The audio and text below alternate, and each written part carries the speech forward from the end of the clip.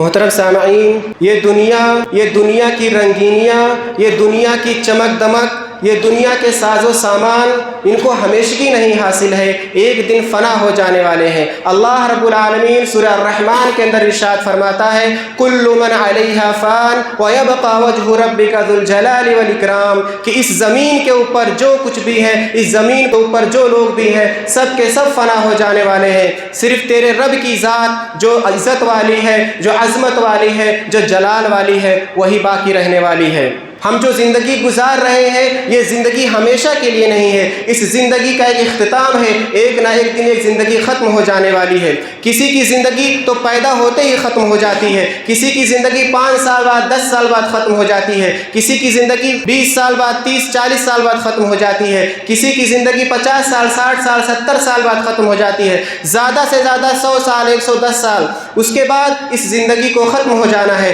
اللہ رب العالمین سورہ العنکبوت آیت نمبر 57 کے اندر ارشاد فرماتا ہے کل نفس ذائقۃ الموت ثم الینا ترجعون، کہ ہر نفس کو موت کا مزہ چکھنا ہے، ہر جاندار چیز کو موت کا مزہ چکھنا ہے، پھر تم سب کو ہماری طرف لوٹایا جائے گا۔ یہ دنیا جس کے پیچھے ہم بھاگ رہے ہیں، یہ دنیا جس کو ہم حاصل کرنے کے لیے پاگل ہو رہے ہیں، یہ دنیا صرف ایک دھوکے کا سامان ہے۔ کیوں دھوکا ہے؟ اس لیے کہ کوئی بھی آدمی اس کو حاصل نہیں کر سکتا، کوئی بھی آدمی دنیا کو پا نہیں سکتا، کوئی کتنی بھی کوشش کر لے، بڑے سے بڑا عالم دنیا کو پا نہیں سکتا، کوئی سائنسداں بن جائے پھر بھی دنیا کو پا نہیں سکتا، کوئی بہت بڑا بزنس مین بن جائے وہ دنیا کو پا نہیں سکتا، کیونکہ ایک دن اس کے ہاتھ سے دنیا چھوٹ جائے گی۔ اللہ رب العالمین نے اسی لیے دنیا کو دھوکا بتایا۔ اللہ تعالیٰ سورہ آل عمران آیت نمبر 185 کے اندر ارشاد فرماتا ہے وَمَا الْحَيَاةُ الدُّنْيَا إِلَّا مَتَاعُ الْغُرُورِ، کہ دنیا کی زندگی صرف دھوکے کا سامان ہے۔ اسی طریقے سے سورہ العنکبوت آیت نمبر 64 کے اندر اللہ تعالیٰ ارشاد فرماتا ہے وَمَا هَذِهِ الْحَيَاةُ الدُّنْيَا إِلَّا لَهْوٌ وَلَعِبٌ وَإِنَّ الدَّارَ الْآخِرَةَ لَهِيَ الْحَيَوَانُ لَوْ كَانُوا يَعْلَمُونَ، کہ دنیا کی زندگی صرف کھیل اور تماشا ہے۔ جس طریقے سے کھیل اور تماشا چند لمحوں میں ختم ہو جاتا ہے، چند پل میں ختم ہو جاتا ہے، اسی طریقے سے یہ دنیا کی زندگی چند لمحوں میں ختم ہو جائے گی۔ وَإِنَّ الدَّارَ الْآخِرَةَ لَهِيَ الْحَيَوَانُ، اور آخرت کی زندگی یہ ہمیشہ کی زندگی ہے، آخرت کا گھر یہ ہمیشہ کا گھر ہے، آخرت کی دنیا جو ہے وہ ہمیشہ رہنے والی ہے۔ لَوْ كَانُوا يَعْلَمُونَ، کاش کے لوگ جان جائیں، یہ دنیا کے لوگ، یہ انسان اور جن، کاش کہ اس بات کو سمجھ جائیں، کاش کہ اس بات پر ان کو یقین آ جائے، اس بات کو مان لے تو ان کو پتہ چل جائے گا کہ کامیابی کیا ہے اور ناکامی کیا ہے۔ اگر اس بات کو سمجھ جائیں کہ دنیا ختم ہونے والی ہے، آخرت ہمیشہ رہنے والی ہے، تو ان کو سمجھ میں آ جائے گا کہ فائدہ کسے کہتے ہیں اور نقصان کسے کہتے ہیں۔ آج ہم فائدہ کس کو سمجھتے ہیں؟ آج ہم کامیابی کس کو سمجھتے ہیں؟ کوئی بہت بڑا عالم بن جائے، اپنے آپ کو علامہ کہلائے، وہ سمجھتا ہے کہ میں کامیاب ہو گیا، چاہے اس کا دین کے مطابق عمل ہو یا نہ ہو، چاہے وہ اللہ کے رسول صلی اللہ علیہ وسلم کی سنتوں کی طرف لوگوں کو بلاتا ہو یا نہ بلاتا ہو۔ آج ہم سمجھتے ہیں کوئی بہت بڑا ڈاکٹر بن جائے، اسے ہر بیماری کا علاج پتہ ہو، جس بیماری پر وہ ہاتھ رکھ دے اس پہ شفا آ جائے، سمجھ لو وہ کامیاب ہو گیا، چاہے اس کا اللہ پر ایمان ہو یا نہ ہو، چاہے وہ دین کے مطابق عمل کرتا ہو یا نہ کرتا ہو۔ آج ہم سمجھتے ہیں کوئی بہت بڑا انجینئر بن جائے، جس کے اندر اتنی کاریگری ہو کہ وہ طرح طرح کی عمارتیں بنا سکتا ہو، روڈ بنا سکتا ہو، برج بنا سکتا ہو، تو ہم سمجھتے ہیں کہ وہ کامیاب ہو گیا، چاہے وہ دین اسلام کے مطابق عمل کرتا ہو یا نہ کرتا ہو۔ ہمیں لگتا ہے کوئی بہت بڑا سائنسداں ہے جو لوگوں کے سامنے طرح طرح کی ایجادات کر کے پیش کرتا ہے، لوگوں کے فائدے کے لیے نئی نئی چیزیں بناتا ہے، تو ہم کو لگتا ہے وہ کامیاب ہے، وہ فائدے میں ہے، چاہے وہ نیک عمل کرتا ہو یا نہ کرتا ہو۔ آج ہم کو لگتا ہے کہ بہت بڑا بزنس مین، بہت بڑا پیسے والا، جس کے پاس مال و دولت کی کوئی کمی نہیں ہے، کہ وہ کامیاب ہے، وہ فائدے میں ہے، چاہے وہ دین کے مطابق عمل کرتا ہو یا نہ کرتا ہو۔ جبکہ حقیقت اس کے برعکس ہے۔ اللہ رب العالمین سورۃ العصر کے اندر ارشاد فرماتا ہے والعصر ان الانسان لفی خسر، قسم ہے زمانے کی، تمام انسان گھاٹے میں ہے۔ جن کو تم لوگ سمجھتے ہو کہ یہ فائدے میں ہے، یہ سائنسداں، یہ بہت بڑے عالم، یہ کاریگر، یہ بزنس مین، یہ انجینئر، جن کو تم سمجھتے ہو کہ سب کامیاب ہے، ان کو تم رشک کی نگاہ سے دیکھتے ہو، وہ ایسا بننا چاہتے ہو، اسی طرح تم فائدے میں آنا چاہتے ہو، یہ سارے لوگ گھاٹے میں ہیں، یہ سارے لوگ نقصان میں ہیں، خسارے میں ہیں۔ فائدے میں کون ہے؟ الا الذین آمنوا وعملوا الصالحات وتواصوا بالحق وتواصوا بالصبر، صرف 4 صفات جو اپنے اندر پیدا کر لے، ان 4 باتوں کو اگر اپنے اندر پیدا کر لیتا ہے تو وہ فائدے میں ہے، وہ کامیاب ہے۔ اگر یہ 4 باتیں اس کے اندر نہیں آتی ہیں، 4 اعمال اس کے اندر نہیں آتے ہیں، 4 صفت اس کے اندر نہیں پیدا ہوتی ہیں، تو وہ کتنا بڑا بزنس مین ہو جائے، وہ کتنا بڑا سائنسداں بن جائے، وہ کتنا بڑا عالم بن جائے، وہ کتنا بڑا تجارت والا بن جائے، وہ کامیاب نہیں ہے، وہ فائدے میں نہیں ہے۔ سورۃ العصر کا پس منظر کیا ہے؟ زمانے جاہلیت میں حضرت ابو بکر صدیق رضی اللہ تعالیٰ عنہ یہ بہت بڑے تاجر تھے. ان کا ایک ساتھی وہ جگری یار ہوا کرتا تھا, اس کا نام تھا کلدہ ابن اسید. جب ابو بکر صدیق رضی اللہ تعالیٰ عنہ نے دین اسلام کو قبول کر لیا تو وہ آپ کو سمجھانے کے لیے آیا. اس نے کہا ابو بکر صدیق, تم تو بہت ہی ہوشیار آدمی تھے, بہت چالاک اور بہت ہی زیادہ دانش مند تھے. تم کوئی بھی تجارت کرتے تھے تو تم کو اس میں گھاٹا نہیں ہوتا تھا, تمہاری ہر تجارت فائدے مند ہوا کرتی تھی. پھر تمہیں کیا ہو گیا کہ تم نے اپنے باپ دادا کے دین کو چھوڑ کر کے, لات اور ہبل کی سفارش کو چھوڑ کر کے تم نے دین اسلام کو قبول کر لیا. تم نے تو بہت ہی بڑے گھاٹے کا سودا کیا. ابو بکر صدیق رضی اللہ تعالیٰ عنہ نے فرمایا کہ جو آدمی حق کو تسلیم کر لیتا ہے, جو آدمی حق کو قبول کر لیتا ہے, اس پہ ثابت قدم ہو جاتا ہے, پھر وہ کسی قسم کو نقصان اور گھاٹے کو نہیں پاتا ہے. اللہ تعالیٰ نے اسی بات کو فرمایا کہ قسم ہے زمانے کی, تمام انسان گھاٹے میں ہے سوائے ان 4 باتوں کو اپنانے والے. سورۃ العصر کی اہمیت کے تعلق سے یہ بات اور سن لیجئے. امام طبرانی نے روایت کیا کہ صحابہ کرام جب آپس میں ملتے تھے اور جب گفتگو کرتے تھے, ان کی مجلس لگتی تھی, تو جدا ہونے سے پہلے سورۃ العصر ایک دوسرے کو پڑھ کر سنایا کرتے تھے, تاکہ اس بات کو جو سورۃ العصر میں اللہ رب العالمین نے بیان کیا ہے اس کو لوگ یاد رکھیں, اس کو بھول نہ جائیں اور اسی دنیا میں نہ مگن ہو جائے,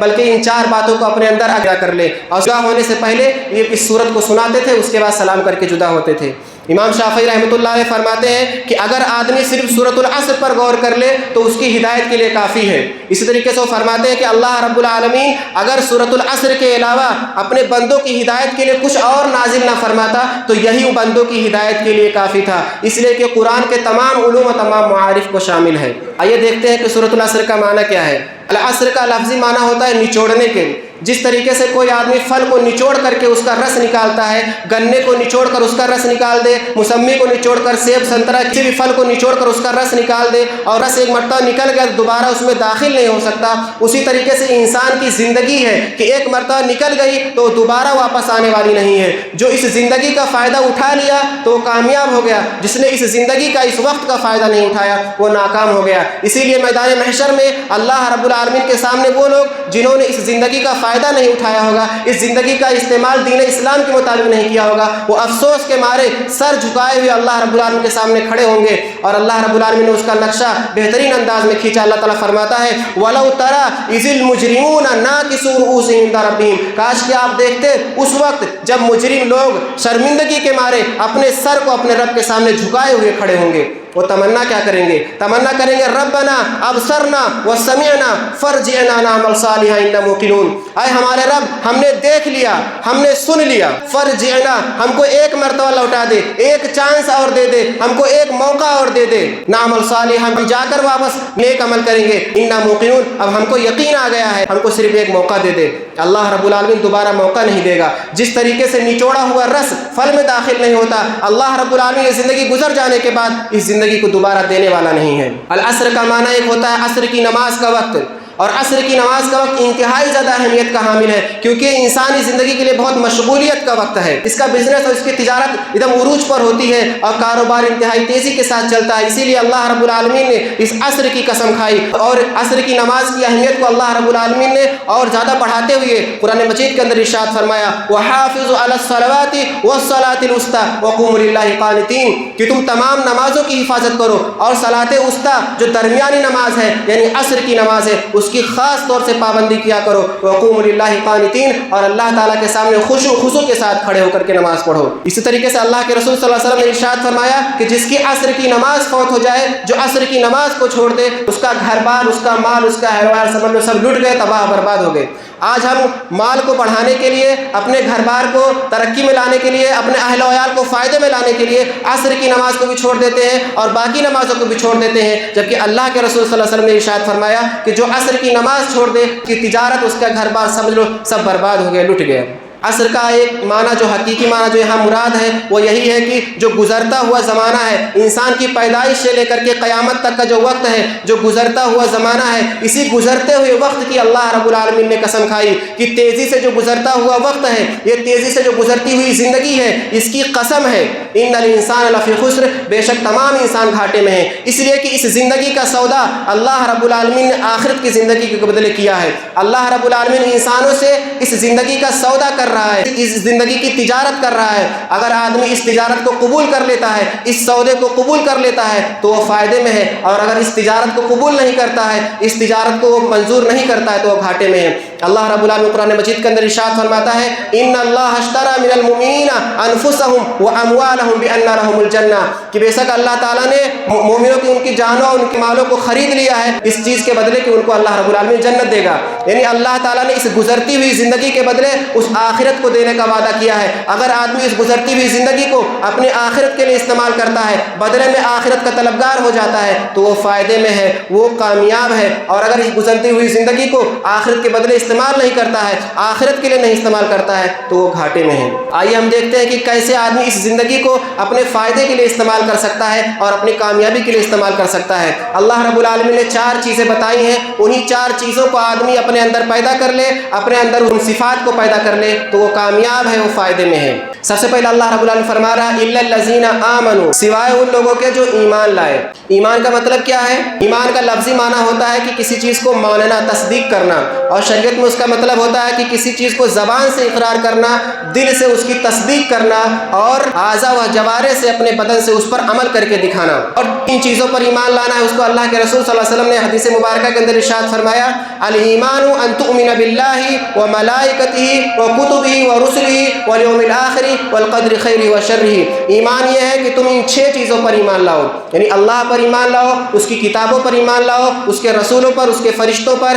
اور آخرت کے دن پر، اسی طریقے سے تقدیر کے اچھے اور برے ہونے پر ایمان لاؤ۔ اللہ پر ایمان لانے کا کیا مطلب ہے؟ قرآن مجید اور حدیث مبارکہ کے اندر جتنی بھی چیزیں اللہ تعالیٰ کے بارے میں بتائی گئی ہیں ان چیزوں پر ایمان لایا جائے، اور ان چیزوں کا مجموعہ خاص طور سے 5 باتوں کا دھیان رکھ کر آدمی اللہ رب العالمین پر ایمان لائے، اور ان 5 باتوں میں اگر کسی بھی چیز میں اس کے ذرہ برابر شک ہے یا کسی بھی چیز میں وہ شراکت کرتا ہے تو گویا کہ وہ اللہ رب العالمین پر صحیح طریقے سے ایمان نہیں رکھتا ہے۔ سب سے پہلی چیز اللہ رب العالمین کی ذات کے بارے میں وہ یہ مانے کہ اللہ رب العالمین اپنی ذات میں تنہا ہے، اور اس کی ذات میں نہ اس کا کوئی باپ ہے، نہ اس کی کوئی ماں ہے، نہ اس کا کوئی بیٹا ہے، نہ اس کی کوئی بیٹی ہے، نہ اس کی کوئی بیوی ہے، نہ اس کی ذات کا کوئی ٹکڑا ہے، اس کے نور کا کوئی بنا ہوا نہیں ہے، کوئی نور من نور اللہ نہیں ہے۔ اللہ رب العالمین نے قرآن مجید کے اندر ارشاد فرمایا قل هو اللہ احد اللہ الصمد لم یلد ولم یولد ولم یکن له کفوا احد۔ اے نبی آپ کہہ دیجئے کہ اللہ رب العالمین اکیلا ہے، اللہ الصمد، اللہ تعالیٰ بے نیاز ہے، کسی کا محتاج نہیں، اس کو کسی کی ضرورت نہیں،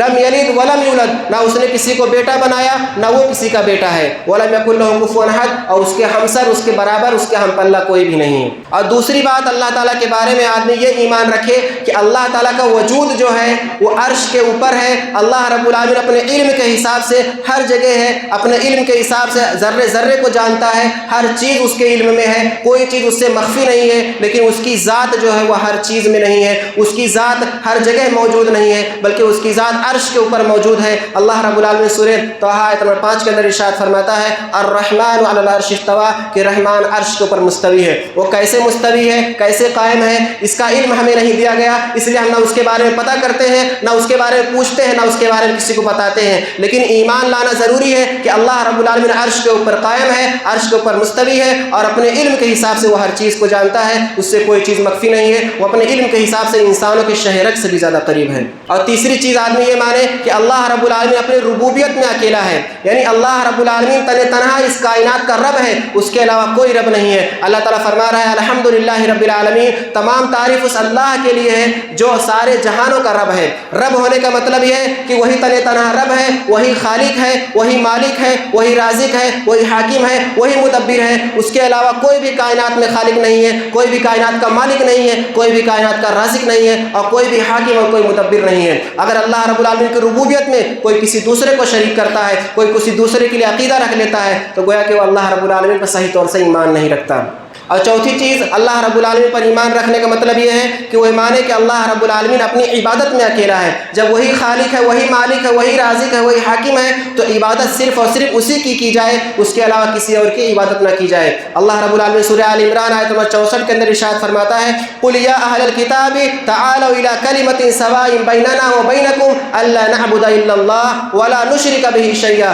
وَلَا يَتَّخِذَ بَعْضُنَا بَعْضًا أَرْبَابًا مِّن دُونِ اللَّهِ فَإِن تَوَلَّوْا فَقُولُوا اشْهَدُوا بِأَنَّا مسلمون، کہ اے نبی آپ اہل کتاب سے، آپ عیسائیوں سے اور یہودیوں سے کہہ دیجئے کہ اے اہل کتاب تعالوا الی کلمۃ سواء بیننا وبینکم، ایسے کلمے کی طرف، ایسے بات کی طرف، ایسے جملے کی طرف آؤ جو ہمارے درمیان اور تمہارے درمیان برابر ہے، جس کو تمہارے انبیاء کرام بھی لے کر کے آئے اور جس کو میں بھی لے کر کے آیا ہوں، اسی بات کی طرف آ جاؤ، اسی پر اکٹھا ہو جاتے ہیں۔ اللہ نعبد الا اللہ، کہ ہم اللہ کے علاوہ کسی کی عبادت نہ کریں، ولا نشرک بہ شیئا، اور ہم اللہ تعالیٰ کے ساتھ کسی بھی چیز کو ذرہ برابر بھی شریک نہ کریں، ولا یتخذ بعضنا بعضا اربابا من دون اللہ، اور ہم میں سے کوئی بھی کسی کو اللہ کے علاوہ رب نہ بنائے، نہ کسی عالم کو، نہ کسی پیر کو، نہ کسی فقیر کو، نہ کسی نبی کو، کسی کو بھی اللہ رب العالمین کے علاوہ رب نہ بنائے۔ یعنی یہ نہ سمجھے کہ وہ شریعت سازی کر سکتا ہے، وہ جس کو چاہے حرام کر سکتا ہے، وہ جس کو چاہے حلال کر سکتا ہے۔ حلال اور حرام کرنے کا حق صرف اللہ رب العالمین کو ہے، حکم نافذ کرنے کا حق، شریعت سازی کرنے کا حق صرف اور صرف اللہ رب العالمین کو ہے۔ اگر کسی عالم کا حرام کردہ کو کوئی حلال سمجھ لیتا ہے، کسی عالم کے حرام کردہ چیز کو کوئی حرام سمجھتا ہے، یا کسی کی تقلید کرتا ہے اس نظریے سے کہ جو حرام کر دے وہ حرام ہے، جو حلال کر دے وہ حلال ہے، تو گویا کہ اللہ رب العالمین کے علاوہ دوسرے کو رب بنا لیتا ہے۔ فَإِن تَوَلَّوْا فَقُولُوا اشْهَدُوا بِأَنَّا مُسْلِمُونَ، اگر وہ لوگ اس بات سے اعراض کر جائیں تو کہہ دو کہ ہم گواہ رہو ہم لوگ مسلمان ہیں۔ اور پانچویں چیز اللہ پر ایمان لانے کا مطلب یہ ہے کہ آدمی مانے کہ اللہ رب العالمین قرآن مجید اور حدیث کے اندر جتنے بھی اس کے پیارے نام اور اس کی پیاری پیاری صفات بیان کی گئی ہیں ان کو اسی طریقے سے مانے جس طریقے سے قرآن مجید کے اندر اور حدیث کے اندر بیان کی گئی ہیں، نہ اس میں کوئی تبدیلی کرے، نہ اس میں کوئی تحریف کرے، نہ اس کی کوئی تشبیہ، نہ کوئی مثال بیان کرے، نہ اس کا کسی بھی نام کا کسی بھی صفت کا انکار کرے۔ اللہ رب العالمین سورہ شورى آیت نمبر 11 کے اندر ارشاد فرماتا ہے لیس کمثلہ شیء وہو السمیع البصیر، کہ اللہ رب العالمین کی طرح کوئی بھی چیز نہیں ہے اور وہ سننے والا دیکھنے والا ہے۔ یعنی اس کی صفات ہیں، وہ صفات سے خالی نہیں ہے۔ اگر کوئی اللہ تعالیٰ کی صفات کا پورا مکمل طور سے انکار کرتا ہے تب بھی گویا کہ وہ اللہ پر ایمان نہیں رکھتا ہے، اور اگر اللہ تعالیٰ کی صفات کو مانتا ہے، بندوں کی طرح مانتا ہے یا بندوں کو اس کی صفات میں شریک مانتا ہے، تب بھی اس کا ایمان اللہ رب العالمین پر صحیح نہیں ہے۔ اس کے بعد فرشتوں پر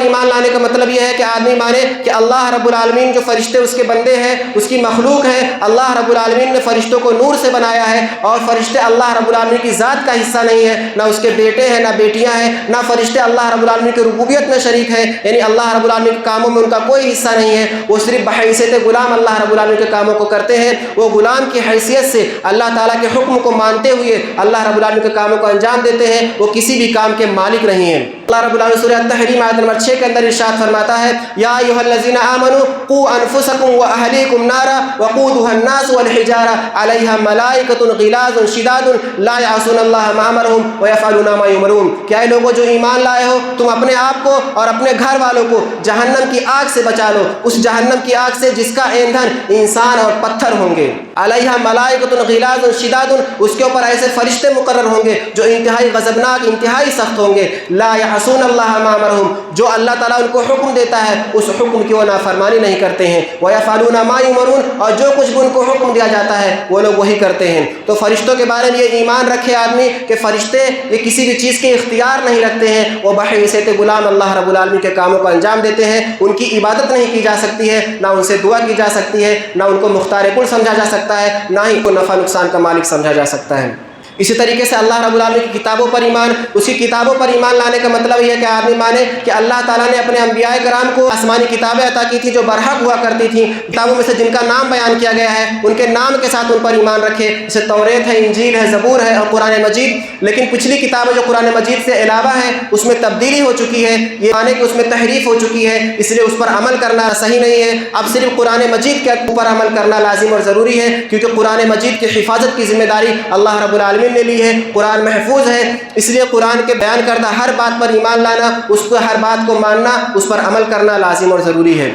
اسی طریقے سے اللہ رب العالمین کے رسولوں پر ایمان لانے کا مطلب ہے کہ آدمی مانے کہ اللہ رب العالمین نے ہر امت میں ایک رسول بھیجا جو انہی انسانوں میں سے ہوا کرتا تھا، وہ رسول انسان ہی ہوتا تھا۔ اسی طریقے سے وہ اللہ تعالیٰ کے بندے ہوا کرتے تھے، وہ اللہ تعالیٰ کی ذات کا حصہ یا اس کے بیٹے نہیں ہوتے تھے، اور نہ ہی وہ کسی دوسری مخلوق تھے، نور کے بنے ہوئے نہیں، بلکہ وہ اللہ رب العالمین کے انسانی بندے ہوا کرتے تھے۔ اسی طریقے سے تمام رسولوں پر اجمالی طور پر ایمان لانا لازم اور ضروری ہے، لیکن اب امت محمدیہ ہونے کے ناطے اب صرف اور صرف محمد الرسول اللہ صلی اللہ علیہ وسلم کی اتباع کرنا، ان کی اقتداء کرنا لازم اور ضروری ہے، اس لیے کہ محمد الرسول اللہ صلی اللہ علیہ وسلم کی اتباع کے بغیر کوئی بھی آدمی کامیاب نہیں ہو سکتا۔ اس کے بعد آخرت پر ایمان لانا۔ آخرت پر ایمان لانے کا مطلب ہے کہ قرآن مجید کے اندر اور حدیث کے اندر جتنی بھی باتیں انسان کے مرنے کے بعد سے لے کر کے بیان کی گئی ہیں، چاہے وہ قبر میں جانا ہو، قبر میں حساب و کتاب کا ہونا ہے، جنت و جہنم کی کھڑکیوں کھلنا ہو، اسی طریقے سے وہ دوبارہ قبر سے اٹھایا جانا ہو، قیامت کا برپا ہونا اور میدان محشر میں اکٹھا ہونا،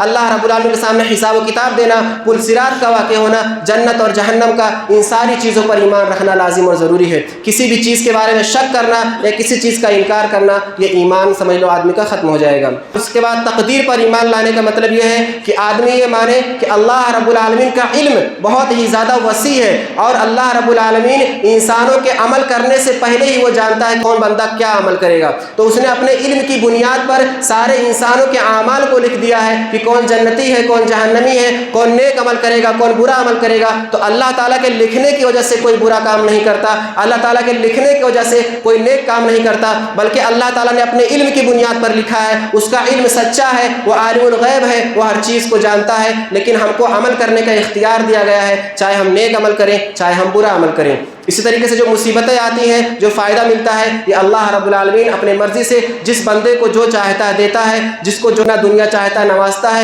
جس کو جتنا رزق دینا چاہتا ہے دیتا ہے، جس کو چاہتا ہے رزق کم دیتا ہے، جس کو یہ اللہ رب العالمین کی تقدیر کی بات ہے۔ اس کے بعد دوسری صفت جو اپنے اندر پیدا کرنا ہے وہ عمل صالح۔ عمل صالح کسے کہتے ہیں؟ عمل صالح کا مطلب یہ ہے کہ قرآن اور حدیث میں جتنے بھی احکامات ہیں سارے احکام پر عمل کرنا، اور دو شرطوں کے ساتھ عمل کرنا۔ سب سے پہلی شرط یہ ہے کہ آدمی جو بھی عمل کرے اس میں اخلاص ہو، یعنی اللہ رب العالمین کے لیے خالص کرے، کسی اور کو دکھانے کے لیے نہ کرے، کسی اور کی نظر میں اچھا بننے کے لیے نہ کرے، کیونکہ اللہ رب العالمین نے فرمایا الا للہ الدین الخالص، سن لو اللہ تعالیٰ کے لیے دین خالص ہے، اسی کو راضی کرنے کے لیے، اسی کو خوش کرنے کے لیے عبادت کرنا۔ اور دوسری شرط یہ ہے کہ اللہ کے رسول صلی اللہ علیہ وسلم کی اتباع کرتے ہوئے اللہ کے رسول صلی اللہ علیہ وسلم کے طریقے کے مطابق عمل کرے، تبھی عمل صالح بنے گا۔ یعنی آدمی کوئی کتنا بھی اچھا عمل کرے، اگر رسول صلی اللہ علیہ وسلم کے طریقے کے مطابق نہیں ہے، اگر اللہ کے رسول صلی اللہ علیہ وسلم کے طریقے سے ہٹ کر کے ہے، تو وہ عمل صالح نہیں ہو سکتا، وہ عمل اللہ کے ہاں مقبول نہیں ہے، کیونکہ اللہ تعالیٰ نے فرمایا یا ایھا الذین آمنوا اطیعوا اللہ واطیعوا الرسول ولا تبطلوا اعمالکم،